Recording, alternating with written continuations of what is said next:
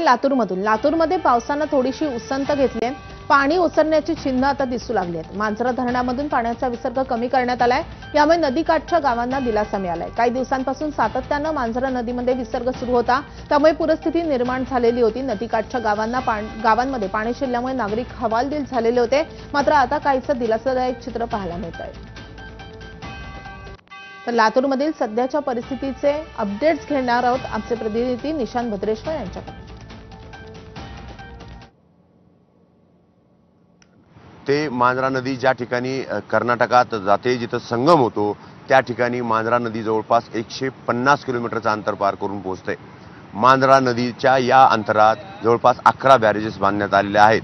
त्यापैकी आपण सध्या नागझरी या बॅरेजेसवर आहोत।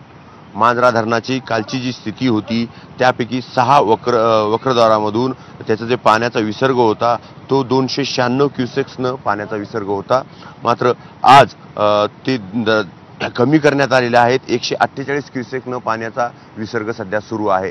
मांजरा नदी किनारी जी गावं आहेत त्यामध्ये मोठ्या प्रमाणामध्ये पाणी गेल्या कारणाने त्या गावाची परिस्थिती बिकट झाली होती। मांजरा नदी प्रवास करत असताना मांजरा नदीला रेणा, तावरजा, तेरणा यासारख्या नद्या येऊन मिळतात आणि त्याच्यामुळे निलंगासारख्या तालुक्यामध्ये याचा मोठा फटका बसलेला आपल्याला पाहायला मिळतो।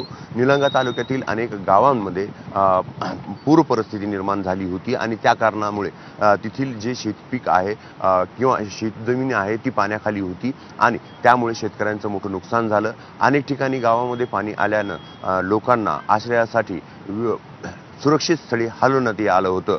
मात्र मागील 24 तासापासून पावसाने थोडी उसंत घेतल्या कारणानं आता त्या स्थितीमध्ये थोडीशी सुधारणा होताना दिसते।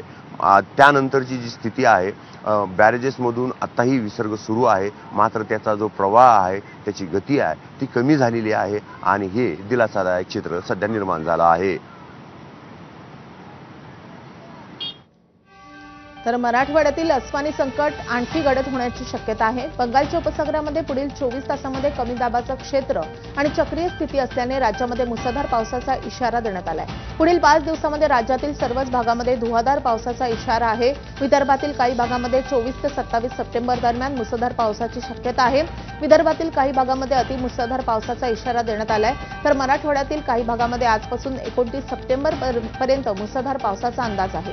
मराठवाड्यामध्ये 27 सप्टेंबरला काही भागामध्ये पावसाची तीव्रता अधिक असणार आहे। तर कोकण आणि मध्य महाराष्ट्रामध्ये 25 ते 30 सप्टेंबर दरम्यान मुसळधार पावसाचा इशारा आहे। मराठवाड्यातल्या महाप्रलयाचं सर्वात मोठं कारण आहे क्लायमेट चेंज म्हणजेच हवामान बदल। हवामान बदलाचा परिणाम मराठवाड्यावर सर्वात जास्त होताना दिसतोय। मराठवाड्याला गेल्या 10 ते 15 वर्षांमध्ये दुष्काळ, गारपीट आणि आता अतिवृष्टी अशा संकटांना सामोरं जावं लागतंय। त्यावर जागतिक बँकेनं दिलेले 6000 कोटी हवामान बदलाचा परिणाम न होणाऱ्या शेतीवर काम करण्यासाठी खर्च करू अशी माहिती मुख्यमंत्री देवेंद्र फडणवीसांनी दिली आहे।